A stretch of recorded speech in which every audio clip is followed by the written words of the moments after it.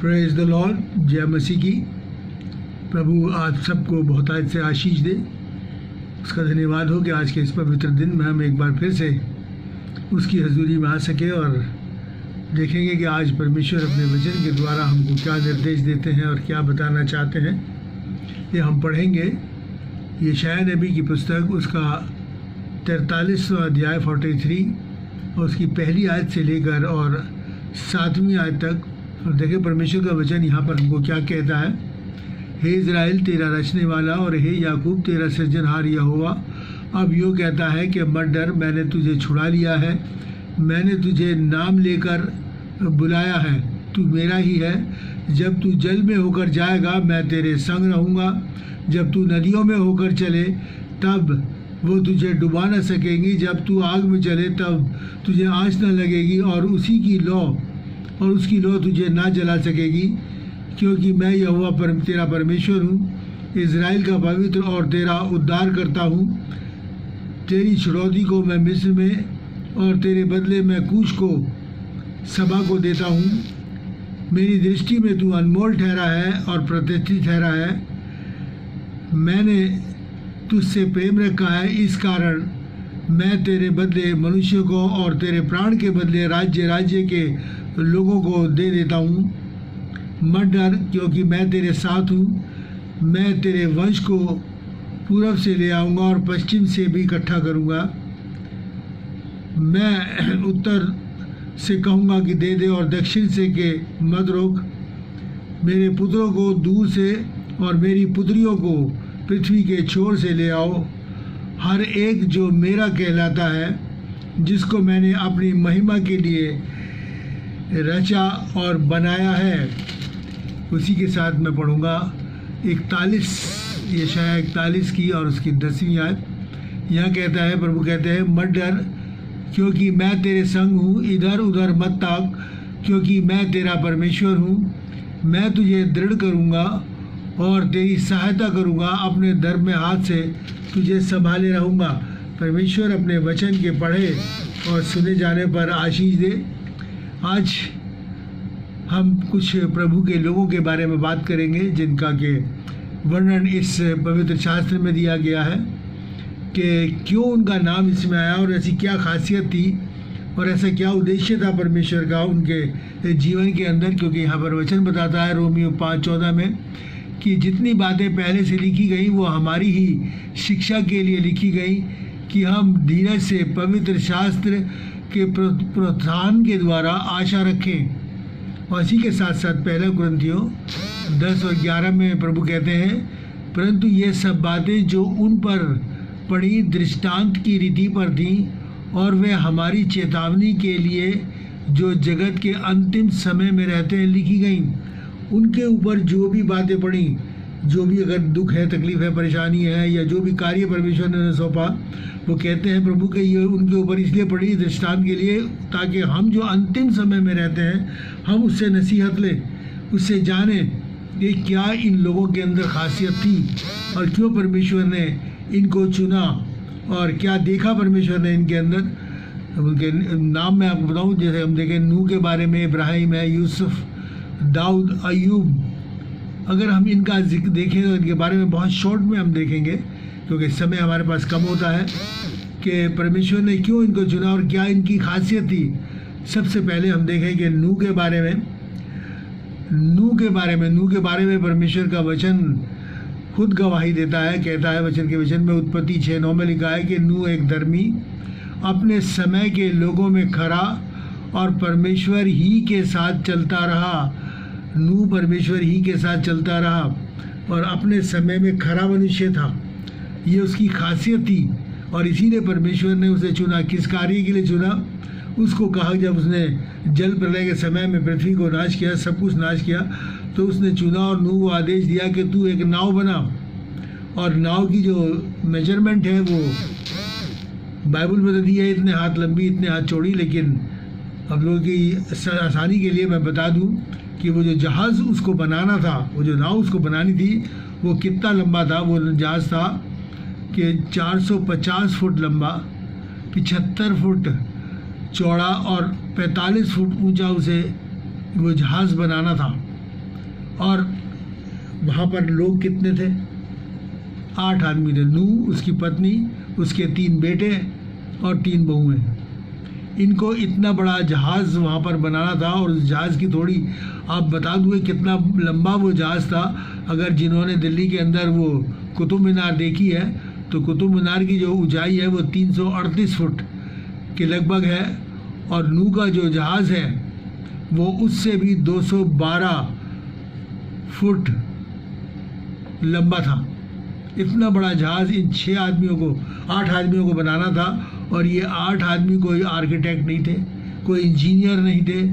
और जबकि उस जहाज़ के अंदर सैकड़ों जानवरों, पक्षियों, परिंदों को उसके अंदर जाना था ताकि वो उस जल प्रलय से बचाया जाए।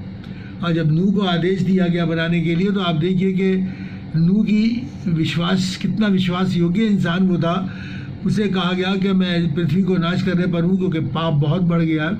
और उसने कहा कि आसमान से बारिश होगी और ये सारी पृथ्वी जलमग्न हो जाएगी। लेकिन परमेश्वर का वचन बाइबल में बताता है कि उस समय बारिश नहीं हुआ करती थी, ज़मीन से कोहरा उठता था और पृथ्वी सिंचती थी उससे। अब नूह के लिए ये बात इमेजिन करना कि ऊपर से आसमान से पानी गिरेगा कितनी कठिन थी। लेकिन उसने कोई भी सवाल जवाब नहीं किया और वो अपने काम में लग गया। और उसने वो जहाज़ बनाया। और वो जहाज़ कैसे बना सका? वो सिर्फ इसलिए कि जैसा जैसा परमेश्वर उसे बताता रहा, हिदायत करता रहा, वो उसके अनुसार काम करता रहा चुपचाप से। लोगों का बहुत उपहास हुआ कि ये इतना बड़ा जहाज़, ये नूह का जो है दिमाग ख़राब है, इतना बड़ा जहाज़ ज़मीन पे बना रहा है, इसे चलाएगा कहाँ? इतनी बड़ी तो कोई यहाँ पर नदी भी नहीं है। लेकिन उसने किसी बात की परवाह नहीं करी। अपने पूरी तरीके से परमेश्वर पे भरोसा करके अपने उस कार्य को जो उसे सौंपा गया था करता रहा और कंप्लीट किया। और हम देखते हैं कि इतना सब कुछ करने के बाद वो सारे जानवर जहाज़ में आए, वो जहाज़ में आए और पूरा का इतने जानवर और ये 8 लोग उस जल प्रलय से बचाए गए। लेकिन सबसे बड़ी खासियत नूह की ये थी कि वो धर्मी था, परमेश्वर का आज्ञाकारी था और उसी के साथ साथ उसके बताए वचन के अनुसार चलता था। और साथ ही हम एक और जहाज़ के विषय में जानते हैं कि टाइटैनिक, जो कि लगभग उसी के बराबर बड़ा था, स्टील का बना हुआ था और बड़े बड़े इंजीनियर्स ने उसको डिज़ाइन किया और बनाया था। लेकिन उनके अंदर घमंड था। और आप ये देखें कि वो अपनी पहली यात्रा भी पूरी नहीं कर सका और डूब गया। क्यों? क्योंकि घमंड था कि इसे परमेश्वर भी नहीं डुबा सकता। इसलिए परमेश्वर के साथ बने रहना बहुत ज़रूरी है मेरे और आपको कि उसके वचनों के अनुसार जो हमें दिए देते चले। दूसरे जो व्यक्ति है वो इब्राहिम है। और इब्राहिम के विषय में लिखा है कि वो बहुत ईमानदार व्यक्ति था, बहुत विश्वासी था, परमेश्वर में विश्वास करता था। परमेश्वर ने उसे कहा कि तू अपना देश और ये सब कुछ छोड़ दे और यहाँ से निकल पड़, मैं तुझे कनान देश में दूंगा। और उसे नहीं पता था, लेकिन उसने क्या करा, अपना घर बार अपने सब लिया समेटा जो भी उसके पास था और अपनी पत्नी को लेकर वो वहाँ से निकल पड़ा। उसने कोई सवाल जवाब कुछ नहीं किया कि मैं क्या जाना, बस परमेश्वर का आदेश था और वो निकल पड़ा। और लिखा है कि जब वो निकल पड़ा तो एक बार वो बांज वृक्ष के नीचे बैठा हुआ था, तो परमेश्वर उसके पास आए और उसने उससे कहा कि तेरी स्त्री के बेटा होगा। और जब उस वक्त इब्राहिम की जो उम्र थी वो 99 वर्ष थी, लेकिन उसने कोई सवाल नहीं किया, बल्कि परमेश्वर के वचन पर विश्वास किया। और जब उसके वो बेटा हुआ, इसका नाम पर इसहाक रखा गया, तो आप यकीन जानिए कि परमेश्वर ने उसे क्या कहा जब वो थोड़ा बड़ा हुआ कि जा इसे मेरे लिए बलिदान कर दे। इसके ऊपर, इस बात पर भी अब्राहम ने ज़रा भी परमेश्वर पर शक नहीं किया, कुछ नहीं किया, बल्कि उसकी आज्ञाकारी बना रहा कि एक बेटा इतनी बड़ी उम्र में हुआ है, परमेश्वर ने कहा और अब वो कह रहा है कुर्बान कर दे। वो चल दिया उसे कुर्बान करने। और जब वो उसे वेदी पर कुर्बान करने लगा और जैसे ही उसने उसे मारने के लिए छुरा उठाया, तो परमेश्वर ने उसका हाथ रोक दिया कि इब्राहिम अपने हाथ को रोक ले। और फिर वहाँ एक और मेमना परमेश्वर ने उसे दिया जिसे कि उसने कुर्बान किया। इससे उसके ईमान की परख हुई, उससे उसे ईमान की परख हुई और वो सचमुच में परमेश्वर ने कहा कि वो जो है कि सब जातियाँ उसे बहुत आशीष दी कि सब जातियाँ इब्राहिम में आशीष पाएंगी, सब जातियाँ इब्राहिम में आशीष पाएंगी यहाँ। और वो परमेश्वर का मित्र कहलाया। परमेश्वर ने कहा कि तू मेरा मित्र है। कितना बड़ा ऑनर उसे मिला उस विश्वास पे, लेकिन उसका विश्वास कितना पक्का था, कितना पुख्ता था उसका विश्वास कि उसने परमेश्वर पे ज़रा भी शक नहीं किया कि एक ही है बढ़ जाएगा। वचन में लिखा है इब्रानियों में, क्योंकि उसको विश्वास था कि परमेश्वर मुर्दों को भी जिंदा कर सकता है। उसने कहा कि इससे तेरा वंश चलेगा तो चलेगा। अब वो कहता है इसे कुर्बान कर दे तो कर दूंगा, क्योंकि ये कार्य परमेश्वर का है। इसलिए परमेश्वर अपने लोगों को कई बार बहुत कठिन कार्य देता है, बहुत कठिन कार्य देता है, क्योंकि परमेश्वर महान है, बड़ा है, अद्भुत है। छोटे मोटे कार्य अपने बच्चों को नहीं देता, बड़े बड़े कार्य देता है, जिससे कि उनके विश्वास की परख हो। परमेश्वर इतना महान है। अब तीसरा जो व्यक्ति हम उसको देखेंगे, इसलिए बता रहा हूँ, बहुत शॉर्ट में मैं दे रहा हूँ, हर के रेफरेंसेस मैं नहीं दे रहा हूँ। यूसुफ के बारे में जानते हैं। याकूब के 12 बेटे थे, उन 12 बेटों में से एक बेटा यूसुफ था। और यूसुफ जो था वो बहुत नेक दिल इंसान था। अब देखिए यूसुफ के बारे में, यूसुफ ने एक दिन रात को स्वप्न देखा कि जैसे कि खेत में पूले काटने हैं, क्योंकि उसका पूला खड़ा है और बाकी के 11 पूले उसे दंडवत कर रहे हैं। उसके बाद उसने स्वप्न देखा कि सूरज और चांद उसको दंडवत कर रहे हैं। इसका अर्थ ये था कि वो उसके 11 के 11 भाई उसको सिजदा कर रहे हैं, वो उसके सामने झुक रहे हैं, और साथ ही उसके माता पिता भी। अब ये स्वप्न उसने देखा कि परमेश्वर उसे इतना बढ़ाएगा, इतना ऊंचा करेगा। और जब उसने ये स्वप्न अपने भाइयों को अपने घर में बताया तो उसके भाई उससे चिढ़ने लगे कि अच्छा अब ये हमसे, हम छोटा होकर हम इसको सिजदा करेंगे।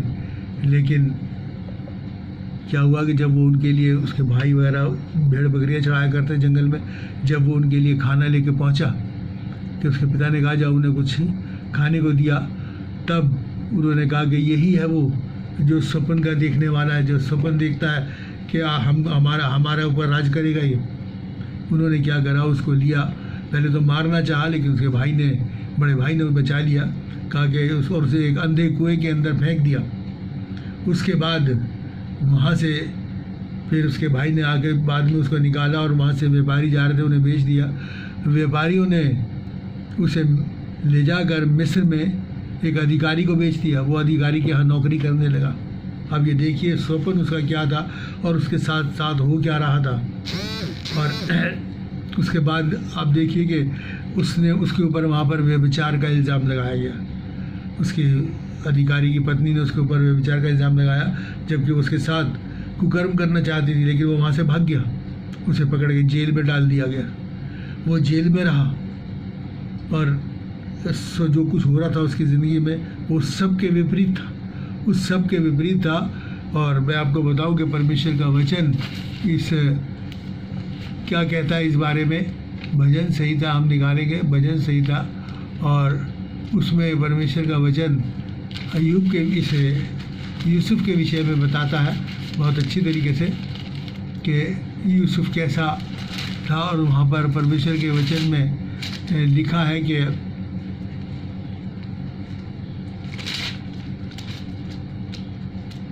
कि मैंने एक व्यक्ति को चुना और जब तक मेरा मनोरथ पूरा ना हुआ मैं उसे कसौटी पर कसता रहा। जब तक मेरा मनोरथ पूरा ना हुआ परमेश्वर का, उसे कसौटी पर कसता रहा। इसी तरीके से परमेश्वर, अगर हम किसी दुख और तकलीफ और परेशानी या विपरीत परिस्थितियों में जाते हैं तो ये मत सोचिए कि परमेश्वर ने आपको छोड़ दिया। नहीं, परमेश्वर आपको कसौटी पे कस रहा है, आपको तैयार कर रहा है उस महान कार्य के लिए जिसको करने के लिए वो आपको सौंपना चाहता है कि आप इस काम को करें, क्योंकि वो पहले आपको तैयार करता है, सिद्ध करता है, और फिर आपको विश्वास की परख करता है कि ये बीच में तो नहीं छोड़ेगा, मेरे नाम को का अनादर तो नहीं करेगा।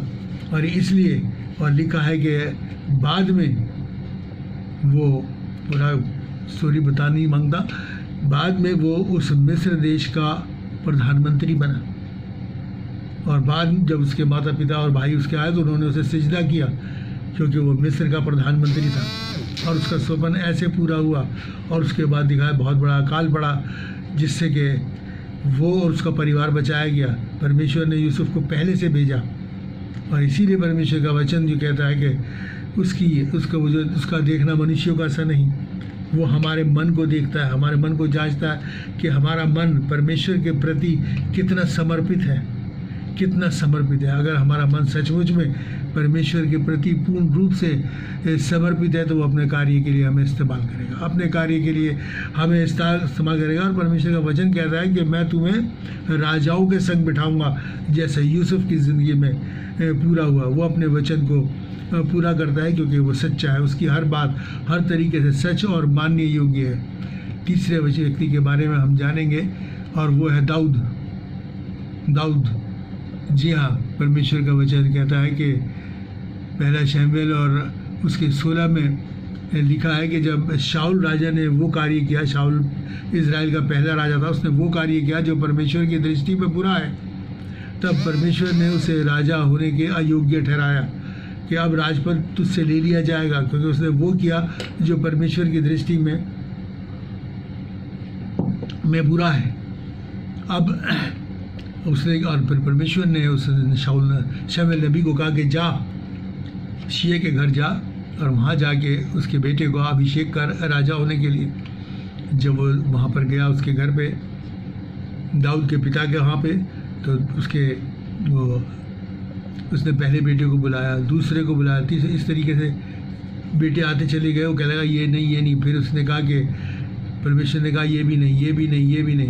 अब वो बड़ा शिये उसका पिता जो था बड़ा हैरान हुआ। उससे शमूएल ने कहा क्या तेरा कोई और बेटा नहीं है, क्योंकि परमेश्वर ने मुझे यहाँ भेजा है अभिषेक करने के लिए, और परमेश्वर जानता है। तब उसके पिता ने कहा कि हाँ, मुझे याद आया, जो सबसे छोटा है वो तो रह गया, क्योंकि दाऊद जो है वो उसकी भेड़ बकरियाँ जंगल में चढ़ाया करता था, लेकिन उसका मन परमेश्वर के प्रति निष्कपट था, परमेश्वर से लगा हुआ था। इसलिए उस भेड़ बकरी चराने वाले को परमेश्वर ने इज़राइल का राजा बनाया। जबकि आप देखिए कि एक पिता अपने पुत्र को भूला हुआ था। इस तरीके से मैं आपको ये बताना चाहता हूँ कि जो उसके ऊपर क्यों गुजरी दृष्टांत के, जो हमारी अंत के समय में रहने वाले हैं उनके लिए, कि चाहे आपको सब कोई छोड़ दे, आपके घर वाले, आपके माता पिता, भाई बहन, दोस्त, रिश्तेदार, लेकिन अगर आपका मन परमेश्वर के प्रति लगा हुआ है, निष्कपट है, और आपके मन में परमेश्वर का वचन समाया हुआ है, आप उसके अनुसार कार्य करते हैं, तो परमेश्वर की निगाह आप पे लगी है। वो परमेश्वर का वचन कहता है पहले पतरस में 5 में कि वो अपने समय पे आपको बढ़ाएगा। हाँ, वो इंतज़ार कर रहा था, और उसने दाऊद को उसके समय पे उठाया और इज़राइल का राजा बनाया, जबकि वो एक तरीके से निगलेक्टेड था, मतलब एक पिता भी अपने पुत्र को भूला हुआ था। आप सोचिए, लेकिन परमेश्वर हमारा स्वर्गीय पिता हमें नहीं भूलता। वो जैसे हमने कहा कि ना मैं तुझे छोड़ूंगा ना मैं तुझे त्यागूंगा, उसकी निगाहें उसके बंदों पर जो उसके साथ साथ चलते हैं, उसके वचन के अनुसार चलते हैं, निरंतर लगी रहती है, और वो अपने समय से उनको बढ़ाता है, उठाता है, और महान कार्यों के लिए उनको चुनता है। जी हाँ, और देखें कि तीसरा बंदा जो है, तीसरा व्यक्ति जो परमेश्वर का, वो कौन था? अय्यूब के विषय में मैं आपको बता दूं कि अय्यूब के विषय में भी परमेश्वर ने गवाही दी है। परमेश्वर के वचन में लिखा है कि वो खरा, सीधा, प्रभु का भय मानने वाला और बुराई से दूर रहने वाला। खरा, सीधा, प्रभु का भय मानने वाला और बुराई से दूर रहने वाला। और देखा कि एक बार शैतान ने परमेश्वर के सामने कहा कि अय्यूब, परमेश्वर ने कहा कि मेरे दास अय्यूब को देखा है, कितना भला है, कितना विश्वास योग्य है। उसने कहा कि तूने तो उसके चारों तरफ बाड़ा बांधा हुआ, उस बाड़े को हटा, फिर वो तेरे मुंह पे तेरी निंदा करेगा। तब परमेश्वर ने क्या कहा? जा तू उसकी परीक्षा कर, मगर उसके प्राण की हानि मत लेना करना, तू सिर्फ तू उसकी परीक्षा कर सकता है। और देखिए कि उसकी परीक्षा कैसे हुई। और मैं अय्यूब के स्टेटमेंट आपको बताना चाहता हूँ कि कितना महान व्यक्ति था विश्वास के अंदर, और परमेश्वर के प्रति समर्पित था।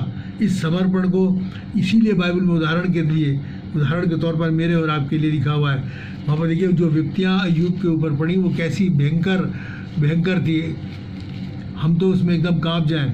लिखा है कि अय्यूब के बेटे और बेटियां जो है वो दावत कर रहे थे, तब एक दूत ने आकर कहा कि हम तो बैल जोत रहे थे और गधियां चर रही थी, तब शिबा के लोगों ने धावा बोला और तेरे सेवकों को मार डाला और मैं ही बचा हूँ। और वो लिखा है कि अभी वो दूसरा है कि अभी वो कह ही रहा था कि दूसरा आकर कहने लगा कि परमेश्वर की आग आकाश से गिरी और सब भेड़ बकरियां जलकर भस्म हो गई, अब मैं ही बचा हूँ अकेला जो तुझे बताऊँ। इसमें लिखा है कि अभी वो कह ही रहा था कि उसने कह ही रहा था कि एक और आके कहने लगा कि कसदी लोगों के दलों ने तेरे ऊँटों पर धावा बोला और उन्हें ले गए और सेवकों को मार दिया और मैं ही बचा हूँ। फिर लिखा है कि अभी वो कह ही रहा था कि एक और ने आकर कहा कि तेरे बेटे बेटियाँ और भाई बड़े घर में दावत करते थे और जंगल से एक बड़ी प्रचंड वायु चली और घर के चारों कोनों पर ऐसी लगी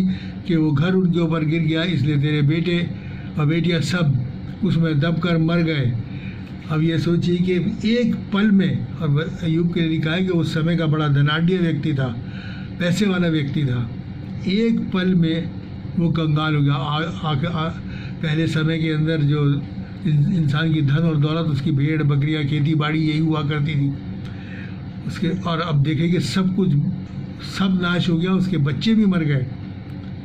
हमारे में किसी के साथ हल्का सा भी कुछ हो जाता है तो हम एकदम से घबरा उठते हैं, कहने लगते हैं अपनी धार्मिकता को, परमेश्वर को कहने लगते हैं कि हमने तो ये भी किया, हमने तो ये भी दान दी, हम तो चर्च भी जाते हैं, हम तो ये भी करते हैं। यहाँ इसको देखिए कि एक की बात पूरी नहीं हुई कि दूसरा आया, और लिखा है कि अय्यूब उठा और उसने जाके राख, पहले वक्तों में विलाप करने के लिए राख में बैठा करते थे और टाट ओढ़ लिया करते थे, टाट को ओढ़ा। और ठीक देखिए कि अय्यूब का स्टेटमेंट, कितना बड़ा स्टेटमेंट अय्यूब ने दिया, क्या कि परमेश्वर ने दिया, परमेश्वर ने लिया, उसका नाम मुबारक हो, उसका नाम धन्य हो। इतना सब कुछ होने के बाद एक धनाढ्य व्यक्ति एक सेकंड के अंदर कंगाल हो गया। उसका भरोसा परमेश्वर पे देखिए कितना है। इसलिए परमेश्वर के वचन में लिखा है कि जो उसके विश्वासी हैं अचानक आने वाली विपत्ति से नहीं डरते। फिर शैतान ने को ने देखा ये तो इससे भी नहीं डिगा, तो उसने उसके शरीर पे सिर से पांव तक खुजली वाले फोड़े कर दिए, और लिखा है कि वो पत्थर का ठीकरा लेकर उन्हें खुजाया करता था। उसकी ये हालत देखकर उसकी पत्नी बहुत दुखी हुई, बहुत दुखी हुई, और वो कहने लगी कि अब भी तू परमेश्वर के साथ बना रहेगा जिसने तेरा ये हाल कर दिया, चल अब तू उसकी निंदा कर, चाहे मरे तो मर जाए। फिर यहाँ भी देखिए अय्यूब के विश्वास की परख कि कितनी बड़ी बात उसने बोली। अपनी पत्नी से कहता है कि तू क्यों मूर्खों वाली बात करती है, तू क्यों मूर्खों वाली बात करती है, हम परमेश्वर से सुख लेते हैं क्या दुख ना ले। इतनी बड़ा विश्वास था, उसने एक शब्द भी परमेश्वर के विरोध में नहीं बोला, एक शब्द भी क्या यूँ कहे कि हाँ ऐसा हो गया वैसा हो गया, बल्कि अपनी पत्नी को भी डांटता है कि हम उससे सुख लेते हैं तो क्या दुख न ले। ये समाचार सुन के उसके दोस्त आ गए उसे सांत्वना देने। जब उसके दोस्तों ने उसकी हालत देखी तो देखिए उसकी सांत्वना क्या देते हैं, बल्कि उसे यूँ कहते हैं, और देख के उन्हें ऐसा लगा जैसे ये तो परमेश्वर का मारा कूटा है, और उससे बुरा भला कहने लगे। हमने कहीं नहीं ऐसा देखा कि किसी धर्मी व्यक्ति के साथ परमेश्वर ऐसा करता है, ये तो तेरे पाप हैं। और इसलिए अय्यूब भी कहते हैं उन्हें कि तुम जो हो बड़े कटु शांतिदायक हो, ये तुम मुझे शांति देने आए थे। मतलब हर तरफ से उस परमेश्वर के दास को शैतान ने प्रेशराइज किया, लेकिन नहीं, वो अपने ईमान में परमेश्वर के प्रति वफादारी में बना रहा। और वचन में लिखा है उसके आखिर में कि बाद में परमेश्वर ने उसे ठीक किया, उसको उससे भी सुंदर बेटे बेटी दिए, जितना धन उसके पास था उससे दुगना उसको मिला। ये परमेश्वर का कार्य था उसके साथ बने हुए लोगों के लिए जो परमेश्वर कार्य करता है। परिस्थिति बिल्कुल विपरीत थी उसकी, सब कुछ तबाह हो चुका था, लेकिन उसने परमेश्वर का साथ नहीं छोड़ा, उसने प्रभु का साथ नहीं छोड़ा, और इस कारण प्रभु ने भी उसे नहीं छोड़ा। अपने इस वायदे को पूरा किया कि मैं दुनिया के अंत तक तुम्हारे साथ हूँ, इधर उधर मत ताक, इधर उधर मत ताक। उसने इधर उधर नहीं ताका, अपनी लौ प्रभु से लगाए रखी। और प्रभु ने सब कुछ उसके लिए जो का त्यों कर दिया, बल्कि वो दुगना, पहले से दुगना उसको दिया। और अगर हम देखें दूसरे व्यक्ति के बारे में, और वो है यहोशू। मूसा के बाद इज़राइल की अगुवाई यहोशू ने की। जी हाँ, और यहोशू ने बहुत सी लड़ाइयाँ जीती, बहुत सी लड़ाइयाँ जीती यहोशू ने, लेकिन परमेश्वर ने कभी भी उसे युद्ध विद्या नहीं सिखाई। उसे यूँ नहीं कहा कि मैं तुझे अगुवाई के लिए सौंप रहा हूँ अपनी कौम को, तू इसे मुल्क के कनान में लेके जाएगा तो पहले जा कहीं से अपनी युद्ध विद्या सीख। नहीं, उसने कोई युद्ध विद्या नहीं सीखी, बस एक काम किया जिसका निर्देश परमेश्वर ने उसको दिया था और उसे कहा था। क्या मैं आपके सामने मैं पढ़ के सुना दूं? और उसे कहा था, जो कि लिखा हुआ है यहोशू की पुस्तक, उसका 1 अध्याय, यहोशू की पुस्तक उसका 1 अध्याय और उसकी 7 से 9 मैं आपके इस सामने पढ़ दूं। यहाँ पर परमेश्वर का वचन कहता है कि इतना हो तू याद बांध और बहुत दृढ़ होकर जो व्यवस्था मेरे दास मूसा ने तुझे दी है उन सब के अनुसार करने में चौकसी करना, और उससे ना तो दाहिने मुड़ना और ना बाएं मुड़ना। तब जहाँ जहाँ तू जाएगा वहाँ वहाँ तेरा काम सफल होगा। व्यवस्था की ये पुस्तक तेरे चित्त से कभी ना उतरने पाए, इसी में दिन रात ध्यान लगाना। इसलिए जो कुछ उसमें लिखा है उसके अनुसार करने की चौकसी अगर तू करे और ऐसा ही करे तो तेरे सब काम सफल होंगे, तू प्रभावशाली होगा। क्या मैंने तुझे आज्ञा नहीं दी कि या बांध दृढ़ हो जा, भय ना खा, तेरा मन कच्चा ना हो, क्योंकि जहाँ जहाँ तू जाएगा तेरा परमेश्वर तेरे संग रहेगा। भय ना खा, या बांध, जहाँ जहाँ तू जाएगा तेरा परमेश्वर तेरे संग होगा। सिर्फ परमेश्वर का वचन हमारे हृदय में होना चाहिए, ये हमारे चित्त से नहीं उतरना चाहिए।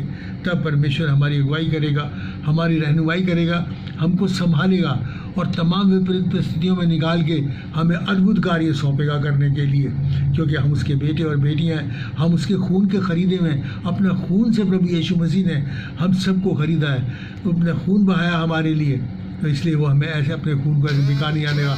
उसका खून हमारे ऊपर है, लगा हुआ है, ताकि हम शुद्ध और पवित्र हों और उसके अनुसार चलें। इसलिए आपसे यही है कि आज की वचन में यही कहना चाहूँगा कि तुम अपने प्रभु से अपने सारे मन, अपनी सारी बुद्धि, अपने सारे प्राण और अपनी सारी शक्ति से प्रेम रखो, अपनी सारी शक्ति से प्रेम रखो, और ये परमेश्वर का वचन बाइबल जो है तुम्हारे चित्त पे से न उतरने पाए। परमेश्वर इन वचनों के द्वारा आप सबको बहुतायत से आशीष दे और आप परमेश्वर में बढ़ते चले जाएं और परमेश्वर अपनी महिमा के लिए आप सबको इस्तेमाल करें। आइए हम दुआ मांगे। महान और दयालु परमेश्वर, अनुग्रहकारी पिता, धन्यवादित है पिता परमेश्वर तेरे वचन के लिए जो हमको मिला, जो पिता परमेश्वर तूने हमारी उन्नति के लिए दिया, इसलिए दिया कि हम नाश ना हो बल्कि हमेशा की ज़िंदगी पाएँ। इसमें हम सब बने रहें, इसके लिए हमें अपनी आत्मा से परिपूर्ण कर। प्रभु पूरी कलीसिया को तेरे हाथों में सौंपते हैं, उसकी अगुवाई और रहनुमाई कर। तेरे सुरक्षा के घेरे में हम माँ बाप लेके आते हैं, एक जन को, हर एक जन को संभाल और पिता परमेश्वर बढ़ा।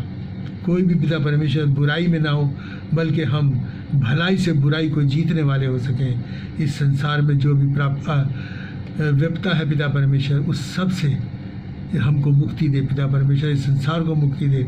लोग जल्द से जल्द तेरी नज़दीकी में आए, तुझे जाने पहचाने, ताकि पिता परमेश्वर ये महामारी संसार पे से उठाई जाए।